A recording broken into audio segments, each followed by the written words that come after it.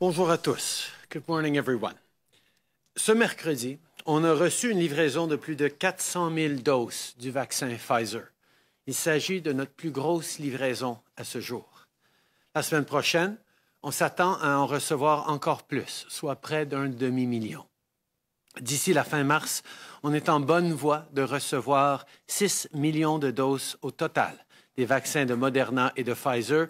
Et d'ici septembre, on va avoir au moins 84 millions de doses. C'est plus qu'assez pour vacciner tous les Canadiens. We're now in the ramp-up phase of our vaccine plan. Hundreds of thousands of doses arriving each week means hundreds of thousands more people protected from COVID-19. That's what I'm focused on. You, your family, and your community. Every Canadian who wants a vaccine will have one by the end of September. We're working with provinces and territories, we're working with companies from around the world, and we're working with our partners and allies. Earlier today, I joined the G7 leaders meeting. It was great to see the renewed energy and commitment to work together to tackle big issues. We talked about our shared challenges like climate change, the global economy, and the defense of human rights, democracy, and our shared values. We also had a very productive conversation about the global recovery and response to this pandemic. And of course, we talked about vaccines. En ce qui concerne les vaccins, le Canada travaille avec d'autres pays dans le cadre de l'initiative COVAX. L'initiative COVAX, c'est un partenariat. Les pays riches investissent dans l'initiative afin d'obtenir des doses pour leur propre population et en même temps, ils fournissent des doses aux pays à faible et moyen revenu. Autrement dit, cette initiative est un moyen pour nous tous d'augmenter notre approvisionnement en vaccins ici au Canada, tout en veillant à ce que personne ne soit laissé pour compte. Aujourd'hui, je peux confirmer que notre investissement total dans le mécanisme COVAX et l'accélérateur ACT est maintenant de 940 millions de dollars. Le Canada a été et continuera d'être l'un des principaux donateurs mondiaux dans le cadre de ces efforts multilatéraux visant à vaincre la COVID-19. Je tiens à souligner la contribution des autres pays participants, y compris les États-Unis, qui viennent d'adhérer à l'initiative eux aussi. En travaillant tous ensemble, on va vaincre cette pandémie. I also discussed where we are in vaccines with the premiers at our 27th First Ministers meeting last night. We have shared an updated vaccine delivery schedule with the provinces and territories so that they're ready to roll out almost 1.5 million doses over the next 3 weeks. Vaccines are my top priority, and I know premiers feel the same. Durant la campagne de vaccination, on continue de faire tout ce qu'on peut pour maîtriser la propagation de la COVID-19. Pour les vaccins, j'ai discuté avec les premiers ministres des provinces et des territoires de la façon qu'on peut administrer les vaccins le plus vite possible quand on les reçoit. Pour le dépistage, on a envoyé des millions de tests de dépistage rapide aux provinces et aux territoires. On va notamment travailler en partenariat avec le secteur privé pour le dépistage. De plus, le gouvernement fédéral donne l'exemple. On accélère les efforts de dépistage dans les milieux de travaux fédéraux. This is a tough virus to beat, but I know it's no match for Canadian teamwork and innovation. Just look at the results we're already seeing from our partnership with the CDL Rapid Screening Consortium to roll out tests to workplaces. 26 pilot sites, 12 employers across the country, and more than 5,000 screening tests done so far. Already, they've caught positive cases. That means that people who otherwise might not have known were able to take the right steps to protect themselves, their families, and their coworkers. We have to use every tool in the toolbox to keep people safe, because we're not out of the woods yet. As Dr. Tam and Dr. New outlined earlier today, what provinces, cities, and mostly Canadians have done over the past few weeks has worked. Cases are down, hospitalizations are down, the number of deaths is down. But here's the thing. Variants are real, and they're already here. So we have to keep taking strong public health measures. And remember, even with vaccines, we need to do everything we can to protect vulnerable populations like our seniors in long-term care. Otherwise, we could see a third wave that is even worse than the second or the first. I know that's not the news you want to hear, but we will get through this. I'm focused on testing, vaccines, and public health measures. The premiers and I spoke last night about not opening up too fast. And Canadians, you know what we need to keep doing, all of us. We need to keep focusing on those measures that keep us and our loved ones safe, like wearing a mask, washing your hands, keeping your distance, using the COVID Alert app, and avoiding gatherings. Together, we have the power to keep bending the curve and prevent these variants from taking hold. Beating this pandemic and keeping you and your family safe will always be our top priority. But let's not forget that there are other challenges that haven't disappeared because of this crisis. In the spring, people took to the streets across the country to raise their voices against systemic racism. Whether it was on the front lawn of Parliament Hill or in small towns and big cities across the country, I saw you, I heard you, and I agree. It is past time for a change. All Canadians must have confidence that laws are there to protect them, not harm them. Far too often, though, that's just not the case. It's a fact that a decade of failed policies by the previous government disproportionately hurt Indigenous peoples, Black Canadians, and other racialized communities across the country. Laws that discriminate must be changed. Rules that don't work need to be fixed. So that's exactly what we're doing. Yesterday, we introduced Bill C-22 to make our justice system more just. This is another step forward to create a system that is fair, effective, and keeps all Canadians safe.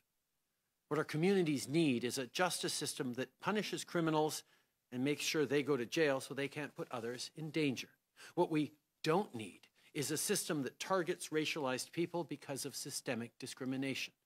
What we don't need is a system that sends people to prison because they struggle with addiction, or a system that punishes young Black people for being Black, Indigenous, young people for being Black, Indigenous, or racialized. We've heard from both communities and law enforcement that treatment and support is a better approach in many cases. Bill C-22 will prioritize that while keeping communities safe. We're also investing in diversion programs to increase the availability of viable, effective alternatives to criminal charges. C'est un fait que les politiques inefficaces mises en œuvre par le gouvernement précédent pendant une dizaine d'années ont nui de façon disproportionnée aux Autochtones, aux Canadiens noirs et aux autres communautés racisées de notre pays. Il est temps que ça change. On veut tous des lois justes qui contribuent à assurer la sécurité de nos communautés, et c'est exactement le but du projet de loi C-22. Aujourd'hui, je tiens aussi à vous parler de nos deux langues officielles. Elles sont l'une des grandes richesses de notre pays, elles nous unissent et elles sont un symbole de notre diversité. La création de la loi sur les langues officielles remonte maintenant à plus de 50 ans. Depuis, plusieurs choses ont changé et il faut prendre plus de mesures concrètes pour protéger notre belle langue française, incluant au Québec. Notre gouvernement propose des actions ciblées pour promouvoir le français partout au pays. Cela inclut un meilleur accès aux classes d'immersion française et des mesures pour protéger le français comme langue de travail dans les entreprises de compétences fédérales au Québec et dans les régions à forte présence francophone du reste du pays. Il y aura aussi plus d'appui offert aux Canadiens dans l'apprentissage de leur langue seconde. Et de plus, nous voulons exiger que tous les juges nommés à la Cour suprême soient bilingues. Nous allons aussi appuyer les institutions de communautés minoritaires et protéger les droits de nos minorités de langues officielles. Jamais un gouvernement fédéral n'est allé aussi loin pour protéger le français et je tiens à souligner le leadership de la ministre Joly à ce chapitre depuis maintenant 6 ans. I've covered a lot of ground today, but from vaccines to rapid testing to the justice system, my focus always stays the same. You, your family, and your community. In the spring, we created the CERB to help you keep food on the table and a roof over your head. In the fall, we extended programs like the wage subsidy and introduced new measures like the sickness benefit. Well, this crisis isn't over, neither is our support for everyone. And on that front, I have some important news to share.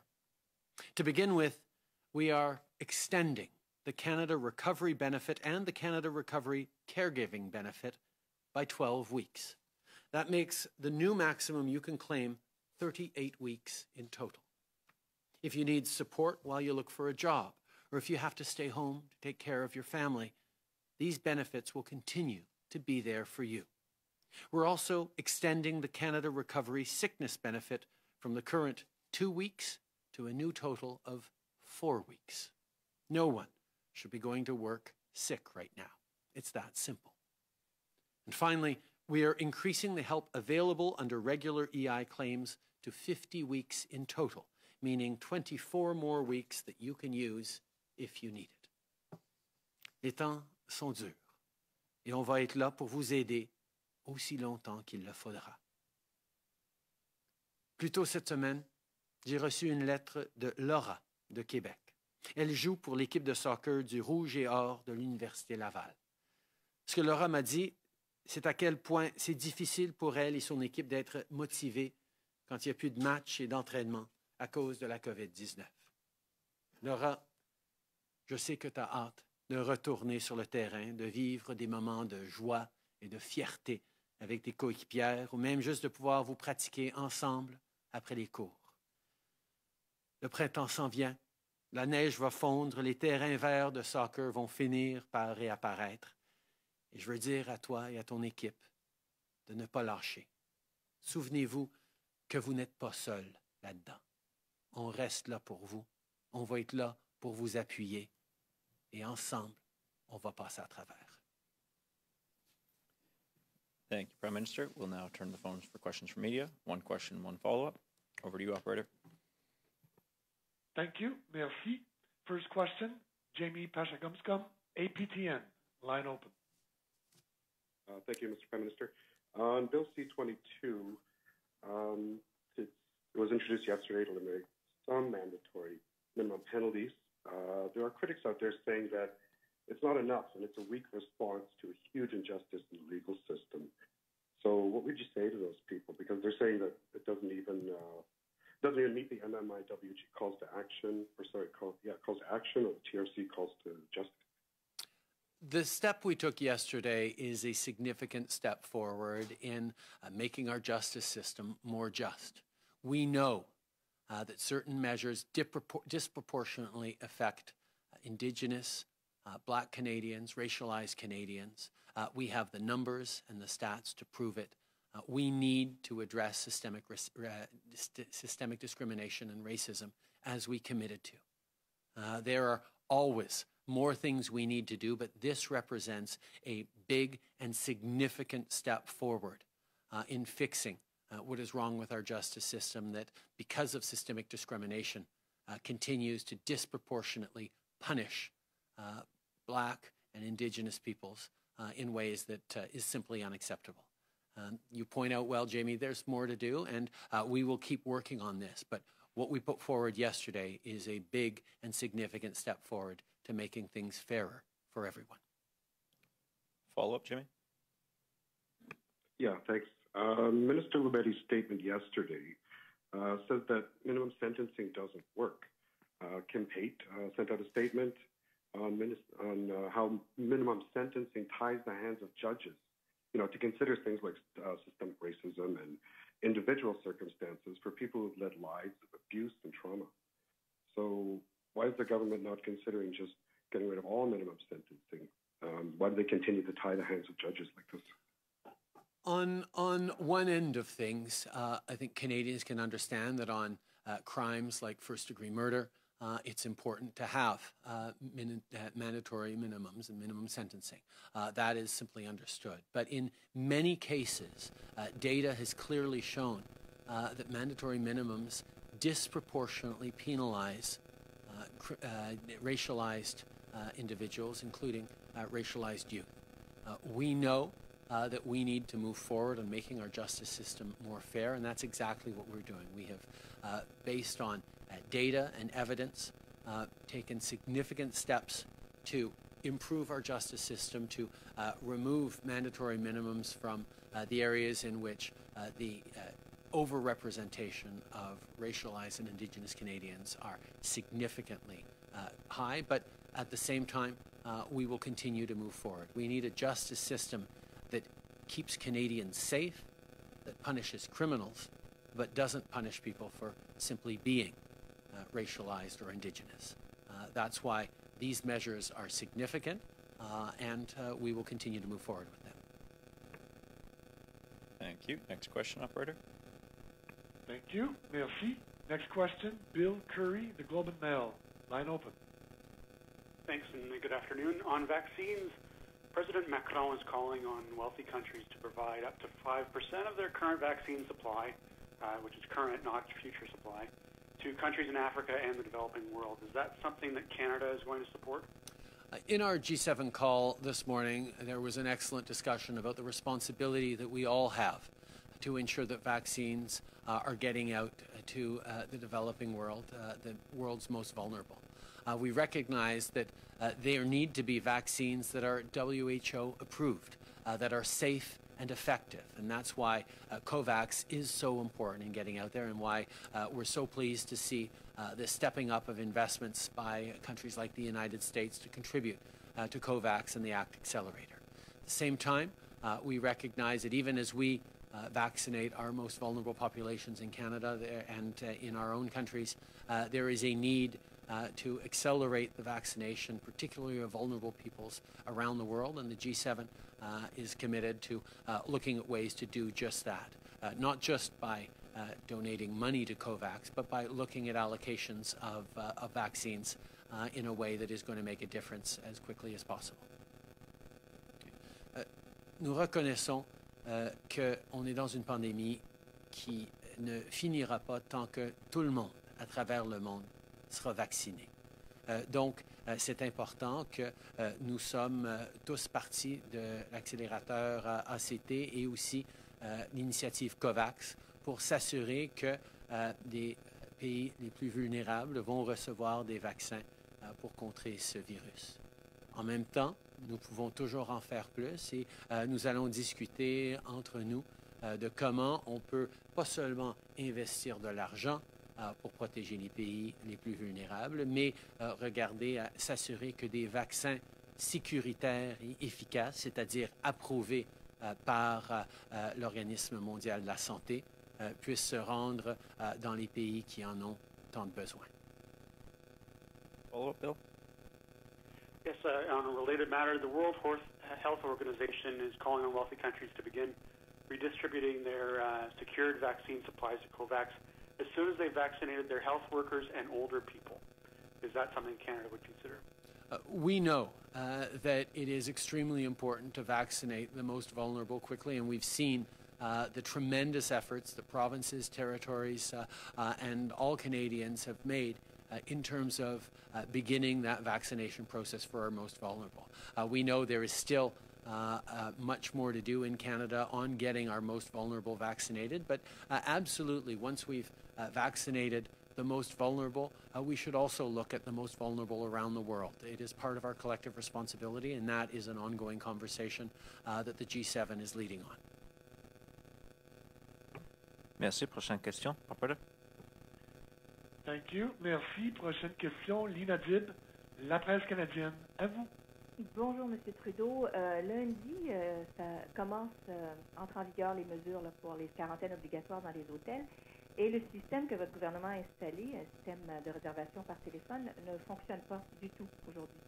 Alors, je me demande comment vous allez gérer ça. Est-ce que vous allez repousser l'entrée en vigueur ou vous faites quoi avec ça? On a mis en place les mesures parmi les plus fortes dans le monde pour protéger les Canadiens. Depuis les débuts, on a instauré une quarantaine obligatoire de 2 semaines, c'est depuis le mois de mars passé, tout en arrêtant les voyageurs non essentiels d'entrer au Canada.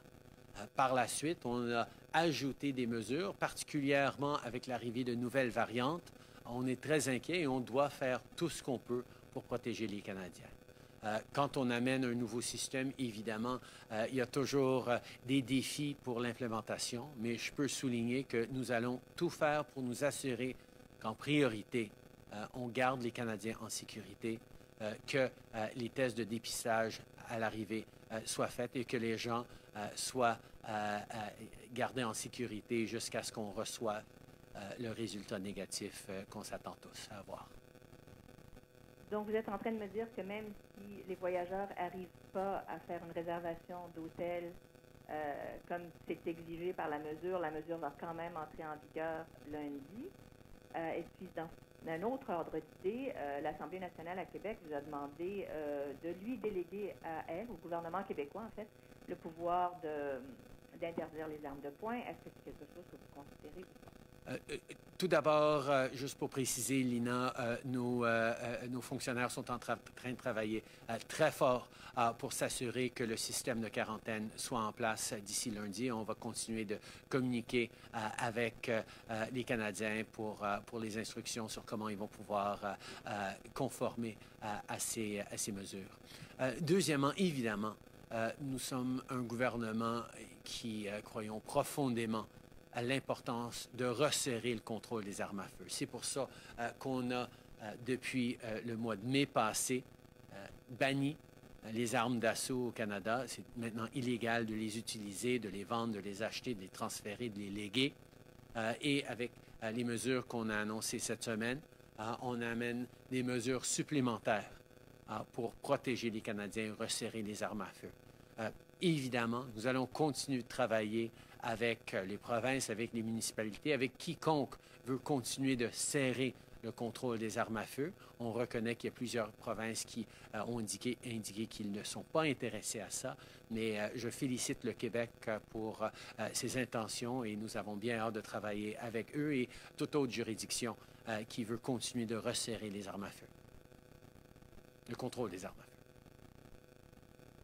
Sir Tom Perry, CBC. You said you spoke to the premiers about not opening too soon. Did you tell any of the premiers that they are doing that they are opening too soon in the face of these variants? And on vaccines, did you get any reassurances from the provinces that they're ready for this surge in vaccines, or did you offer them any further support in doing that? First of all, as I've said many, many times, the job of the federal government is to be there to support the provinces in the very difficult decisions they need to make. Whether it's to be there to support Main Street with the CEBA or the wage subsidy, initiatives to support families, to make sure that if people do have to stay home, they will be supported. We made a promise to have Canadians' backs, and we will continue to do that, including with the new measures extending EI and sickness benefits that demonstrate that this pandemic isn't over yet, and we're going to keep supporting people. We know that the numbers are coming down across the country, which is a good thing, which means that the efforts, the tremendous efforts and sacrifices that Canadians have been making have been working. We're seeing fewer deaths, fewer hospitalizations, and that's a good thing, and we can all be reassured that we're able to do this. At the same time, there is a very real concern about what the variants can do. We saw in Newfoundland just how quickly things spread. We saw in the senior center in Barrie just how rapidly these variants can run through an area. We need to make sure that even as provinces look at loosening up certain restrictions, that other restrictions are kept in, and that there is an ability to both respond quickly when variants appear, and also an ability to use rapid tests as a way of screening the population much more regularly to catch these variants and to catch outbreaks as soon as they happen. Whether it's enhancements to the COVID Alert app that's going to feature QR codes that'll help with better catching of outbreaks, whether it's regular screenings done at workplaces or in schools or in seniors residences. These are the kinds of things we talked about last night as being the way we're going to make it through the next 6 months, six to 8 weeks until we get into spring and more mass vaccinations. The federal government and the provinces will continue to work very closely on moving forward on all the different outcomes we need, including and especially making sure we're vaccinating people rapidly. I highlighted and have highlighted a number of times the magnitude of the big lift we're going to face as our vaccine deliveries shift into the millions and millions of vaccine doses arriving in Canada, which means the provinces will need to be ready, and the federal government stands ready to help to get those doses into people's arms as quickly and as efficiently as possible. And I have been reassured many times by the provinces that they have that well in hand, but we will, of course, stand ready to work with them on making sure that it's done in the best possible way for Canadians.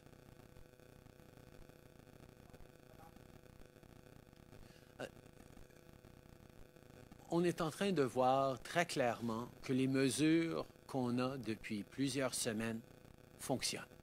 On voit les chiffres baisser, le nombre de cas baisser, on voit le nombre d'hospitalisations baisser, on voit le nombre de décès et de tragédies baisser. C'est une bonne chose. Alors, on peut être confiant que les mesures qu'on a depuis plusieurs semaines fonctionnent. En même temps, il faut se préoccuper du fait que ces nouvelles variantes sont là et représentent une préoccupation réelle pour nous tous. On a vu, comme à Terre-Neuve, à quel point ça peut se propager maintenant rapidement avec ces nouvelles variantes. Donc, nous devons être prêts avec de nouveaux outils. Je pense qu'en même temps que les provinces commencent à regarder, à changer certaines mesures, on doit en ajouter d'autres. Plus de tests de dépistage, par exemple, plus de réponses rapides quand il y a une éclosion dans un endroit particulier. Nous allons être là pour travailler avec les provinces sur les mesures qu'eux, ils décident sont nécessaires, comme on l'a été depuis le début. Les provinces doivent prendre des décisions extrêmement difficiles et avec nos mesures d'aide financière pour les entreprises, pour les familles, pour les travailleurs, on rend ça un petit peu plus facile pour les provinces de prendre les bonnes décisions. Mais évidemment, c'est une situation difficile pour tout le monde. On est tanné, on est frustré. On veut pouvoir voir la fin de cette COVID-19. On va devoir tenir bon encore plusieurs semaines. Et moi, ma priorité, c'est de continuer d'être là et de travailler avec les provinces pour pouvoir passer à travers. Good afternoon, Prime Minister. Mia Rabson from the Canadian Press. I just want to talk to you about your gun legislation for a moment. You said 2 years ago that if provinces took steps to stop municipalities from enacting a handgun ban, that you had levers that you could use to stop that. What are those levers? Did you talk to the premiers about it in your call yesterday, and are you prepared to use them?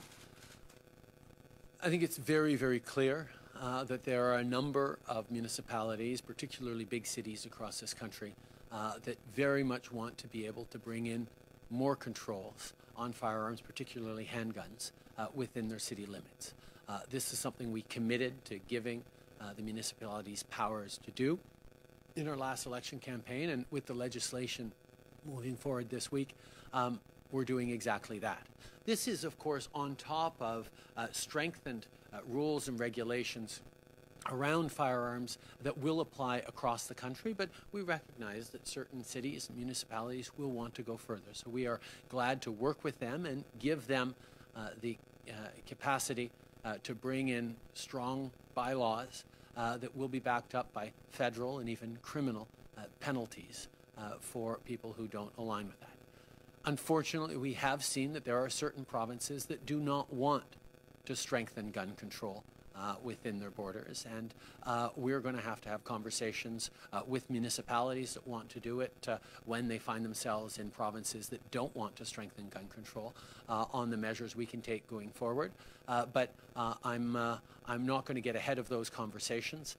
We have moved forward on enabling cities to be able to ban handguns within their limits, and we expect them to be able to do that. And also on COVAX, you said today that you're working with the G7 to try and maybe look at getting vulnerable people in other countries vaccinated, that it's something you're committed to doing. Would not giving up Canada's doses from COVAX be the first step to doing that? You've said we're getting more doses in the spring. 1.9 million doses doesn't seem like it would do a lot given that. So why are we still taking these doses, and at what point are you going to decide to not take them? The COVAX facility was created as a way to ensure that the most vulnerable countries in the world have access to vaccines that they might not otherwise be able to pay for. And the mechanism with which it was created was that as wealthier countries pay into COVAX to ensure vaccines for themselves, there are also vaccines to be given to developing countries. We will make decisions in the best interests of Canadians every step of the way. We will make sure we are vaccinating vulnerable Canadians as a priority. That's what Canadians expect. But Canadians also understand well that we don't get through this pandemic anywhere without getting through it everywhere. And that's why we remain committed to COVAX and why we will continue to look at and work with our partners around the world on ensuring that we can get more doses to developing countries and vulnerable populations more quickly around the world. Bonjour. Laurence Martin de Radio-Canada. Juste pour revenir sur la question de mon collègue, c'est pas un peu contradictoire que d'un côté, on ait la santé publique qui nous dise on pourrait avoir 20 000 cas d'ici la fin avril. Ce sont les pires prévisions qu'on a eues depuis le début de la pandémie. Puis pendant ce temps-là, on a des provinces qui relâchent leurs mesures, qui ouvrent des cinémas. Il n'y a pas une contradiction ici? Je pense qu'à chaque étape, les provinces doivent et ont pris les décisions appropriées. On est dans une situation où les cas sont en train de se réduire à travers le pays. Les Canadiens sont en train de faire les bonnes choses, de prendre les bonnes habitudes, de faire des sacrifices importants pour se protéger. Mais à chaque semaine, à chaque étape, on apprend des meilleures façons et des nouvelles façons de se protéger. On apprend ce qui est efficace, ce qui est dangereux. J'ai confiance dans les provinces, dans les réflexions qu'ils sont en train de faire et je suis là en tant que gouvernement fédéral pour les aider. On est là à livrer des millions de tests de dépistage rapides parce qu'on sait que d'accroître les tests qui sont faits dans les lieux de travail, dans les écoles, dans les hôpitaux, un peu partout en société, c'est une façon de pouvoir attraper des éclosions rapidement et ne pas avoir à amener des mesures plus sévères qui vont toucher toute la société. Donc, c'est une nouvelle phase dans laquelle on est en train d'entrer.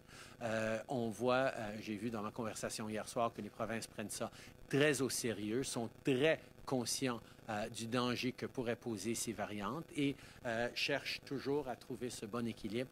Comme j'ai dit depuis le début, le gouvernement fédéral n'est pas là pour juger les efforts des provinces. Le gouvernement fédéral est là pour aider et pour s'assurer que l'impact de ces décisions soit la bonne et que les gens qui sont mal pris par ces décisions de fermeture soient capables de mettre de la nourriture sur la table, de payer leur loyer et de pouvoir passer à travers. Et deuxième question sur les langues officielles maintenant. Bon, vous présentez aujourd'hui votre document de travail. Ensuite, il va y avoir un comité d'experts qui doit se pencher là-dessus pendant 60 jours. Est-ce que c'est réaliste d'avoir un projet de loi déposé d'ici l'été? Je pense que ça fait, évidemment, ça fait plus que 50 ans qu'on a créé la loi sur les langues officielles. Notre société a énormément changé au fil des décennies. On a besoin de se doter de nouveaux outils.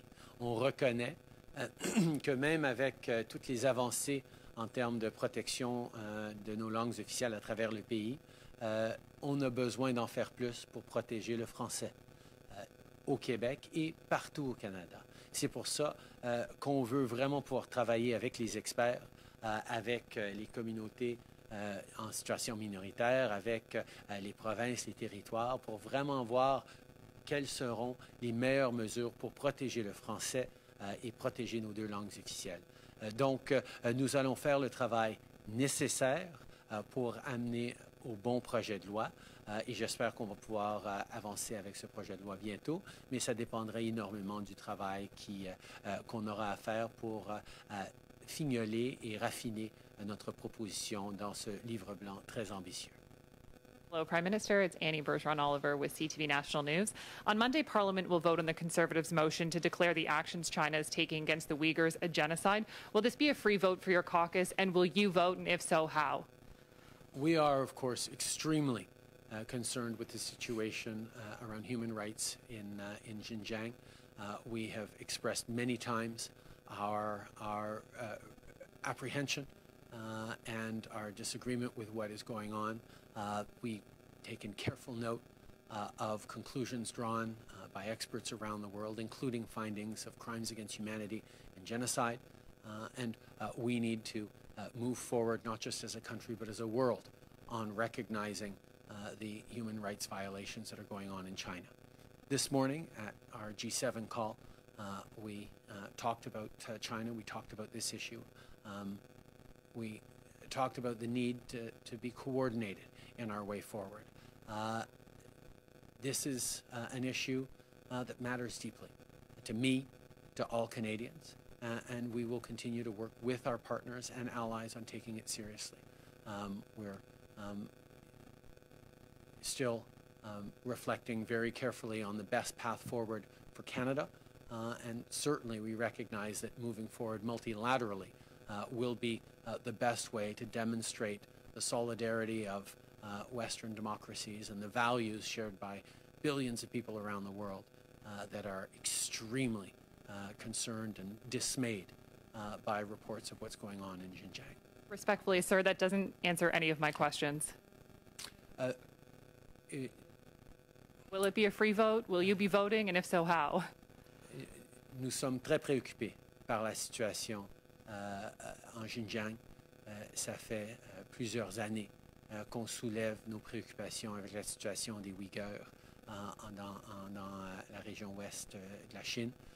Ce matin, lors de la conversation du G7, nous avons souligné l'importance de collaborer, de coordonner notre approche.